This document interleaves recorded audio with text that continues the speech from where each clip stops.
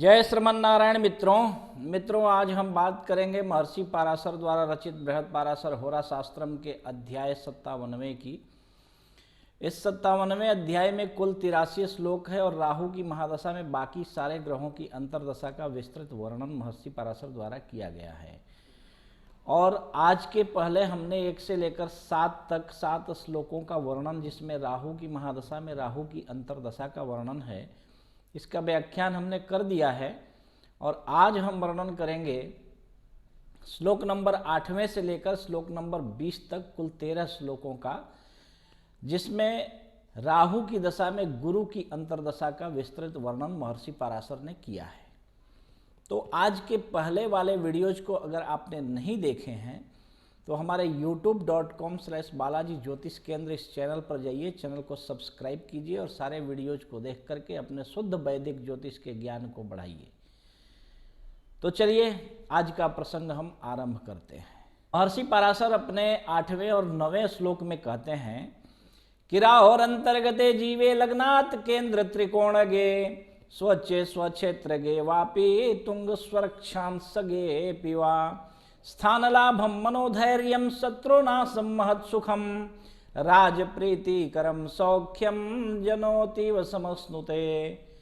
कहते हैं कि यदि आपकी कुंडली में राहु की दशा चल रही हो और उसमें गुरु की अंतर्दशा हो, और ऐसा गुरु आपकी कुंडली में किसी केंद्र त्रिकोण स्वराशि का होकर या स्व उच्च का होकर के, या अपने घर में बैठा हो, उच्च के नवांश में हो या अपने स्वयं के नवांश में हो, तो पद प्रतिष्ठा की वृद्धि करता है, मन में धैर्य देता है, शत्रुओं का नाश करता है, हर प्रकार के सुखों की प्राप्ति करवाता है, राजा से प्रेम करवाता है एवं हर प्रकार के जीवन में आनंद की वृद्धि सतत करते रहता है।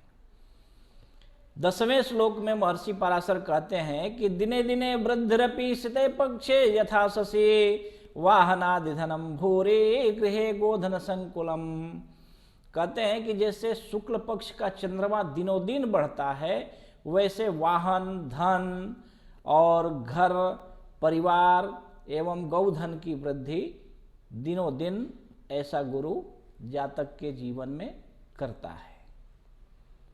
11वें श्लोक में महर्षि पाराशर कहते हैं कि नैऋत्ये पश्चिमे भागे प्रयाणम राजदर्शनम युक्त कार्यार्थ सिद्धे स्यात् स्वदेशे पुनरेष्यति।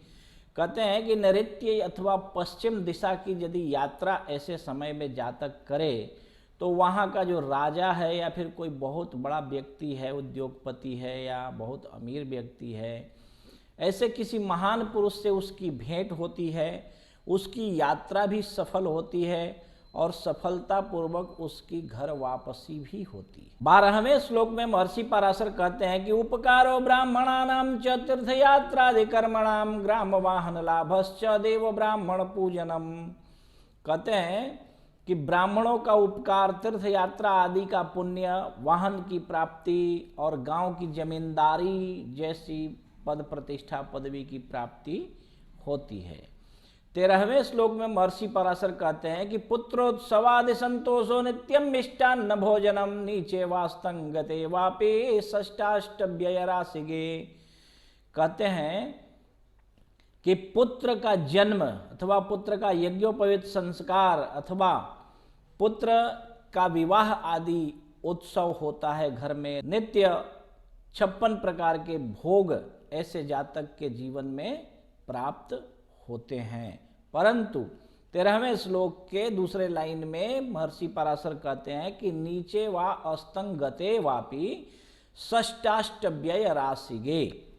कहते हैं कि ऐसा गुरु यदि नीच का हो या अस्त हो या फिर 6ठे 8वें 12वें घर में बैठा हो, तो 14वें श्लोक में महर्षि पाराशर कहते हैं कि शत्रु क्षेत्रे पापयुक्ते धनहानिर्भविष्यति कर्म विघ्नो भवेत् तस्य मानहानिश्च जायते।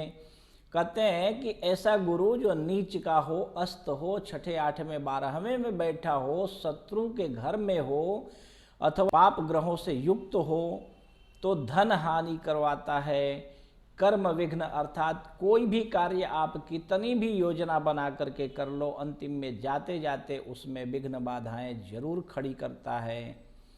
तथा मान हानिश्च जायते, मान हानि, सम्मान हानि, किसी के द्वारा भी नीचा दिखा देना, कोई भी कदम आगे बढ़ा करके पीछे हट जाना, इस प्रकार के दुष्परिणाम ऐसा गुरु देता है। 15वें श्लोक में महर्षि पराशर कहते हैं कि कलत्र पुत्र पीड़ा च हृद्रोगो राज कार्य कृत दाये सात केंद्र कोण एवा लाभे वाधन गे पिवा।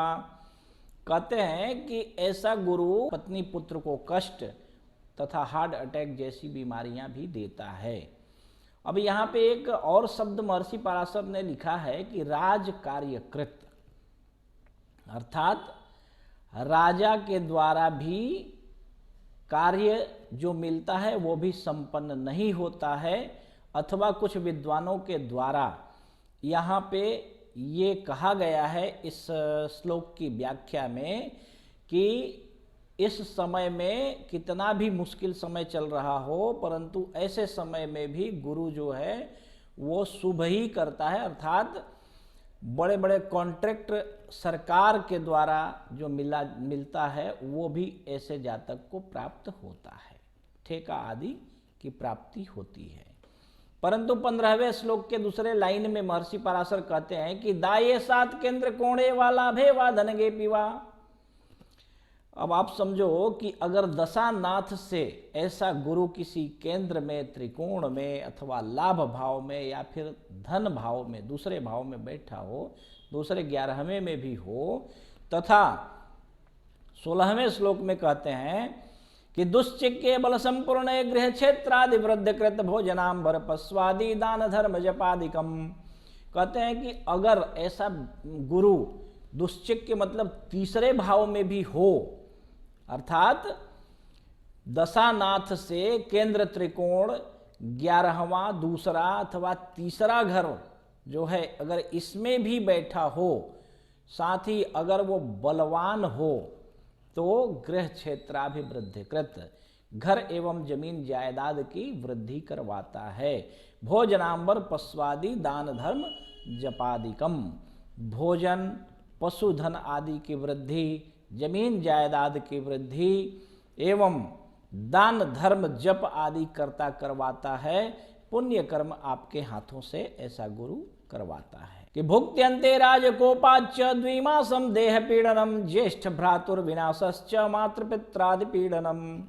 कहते हैं कि ऐसा गुरु यदि अपने दशा के आरंभ में थोड़ा बहुत वृद्धि तो करता है, दान धर्म आदि करवाता है, परंतु दशा के अंत में 2 महीने तक शारीरिक कष्ट देता है और बड़े भाई आदि की मृत्यु का भी होना संभव है, तथा माता पिता को भी कष्ट ऐसा गुरु देता है। 18वें श्लोक में महर्षि पराशर कहते हैं कि दाये सात षष्ठ रंध्रे वारिस्फे वा पाप समझुते तद भुक्तौ धनहानि स्यात् देह पीड़ा भविष्यति। कहते हैं कि अगर दशानाथ से 6ठे 8वें 12वें में गुरु हो तथा पाप ग्रहों से युक्त हो तो ऐसा गुरु अपनी अंतरदशा में धन हानि एवं शरीर को बहुत ज्यादा कष्ट देता है।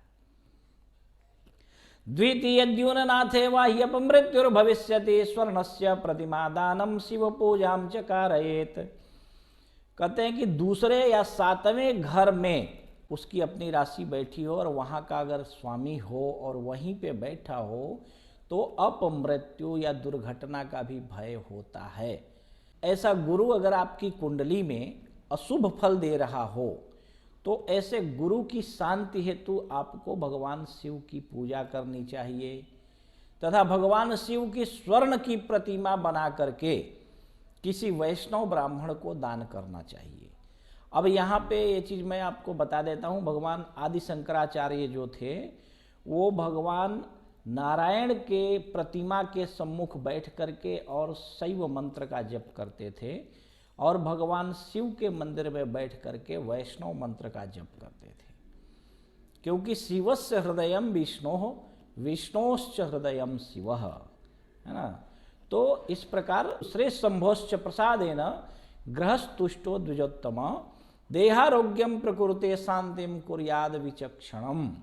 है ना। 20वें श्लोक में महर्षि पराशर कहते हैं कि भगवान शिव की कृपा से ग्रह प्रसन्न हो जाते हैं एवं शरीर के लिए आरोग्य एवं जीवन में शांति प्रदान करते हैं।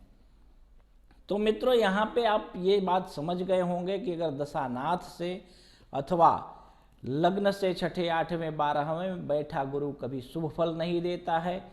साथ ही गुरु के बलाबल को देखना एवं दूसरे 7वें घर में भी बैठा हो तो उस पर खूब गहराई से विचार करना, उसके गोचर कुंडली के ऊपर विचार करना। वर्ग कुंडलियों में कहीं अगर गुरु उत्तम श्रेणी का हो, अच्छा फलदायी हो तो ठीक है, अन्यथा गुरु का रत्न धारण नहीं करना है। गुरु का रत्न धारण करने के लिए आप किसी केंद्र या किसी त्रिकोण में बैठा हो दशानाथ से या स्वयं केंद्र से, तो ऐसी स्थिति में ये शुभ फल देने के योग्य अगर हो गोचर आदि कुंडलियों वर्ग कुंडलियों का विचार करने के उपरांत, तो ये आप अगर किसी श्रेष्ठ ज्योतिषी से करवाएं तो आपके लिए शायद ज़्यादा बढ़िया रहेगा। आप कभी भी किसी श्रेष्ठ ज्योतिषी से मिल करके ही रत्न धारण का निर्णय करें, और इस प्रकार ग्रहों से हम बहुत ज़्यादा लाभ ले सकते हैं। क्योंकि देखिए, जो लोग ये कहते हैं कि अशुभ दशा चल रहा है, अब अशुभ दशा चल रहा है तो क्या हम बैठ के घर में कब मरेंगे इंतजार करें? उसका उपाय करेंगे, उसके लिए कौन सा कार्य करना श्रेयस्कर होगा ये हम विचार करके और उस उपाय को करेंगे ताकि हमें शुभ फल की प्राप्ति अपने जीवन में हो। अशुभ ग्रह की दशा चल रही है तो चल रही है, ठीक है, उसके लिए हम उपाय करेंगे। तो इस प्रकार सारे ग्रहों से संबंधित हर प्रकार के उपाय एवं हर प्रकार के ज्योतिष के ज्ञान का वर्णन विधिवत व्याख्यान हमारे youtube.com/बालाजी ज्योतिष केंद्र इस चैनल पर उपलब्ध है। आप वहां पर जाइए, इस चैनल को सब्सक्राइब कर लीजिए तथा ये वीडियो तथा अन्य सारे वीडियोज को देखिए एवं अपने मित्रजनों में, परिवारजनों में, सुहृदजनों में इसको शेयर भी करें ताकि उनको भी इसका लाभ मिल सके। ठीक है, जय श्रीमन्नारायण।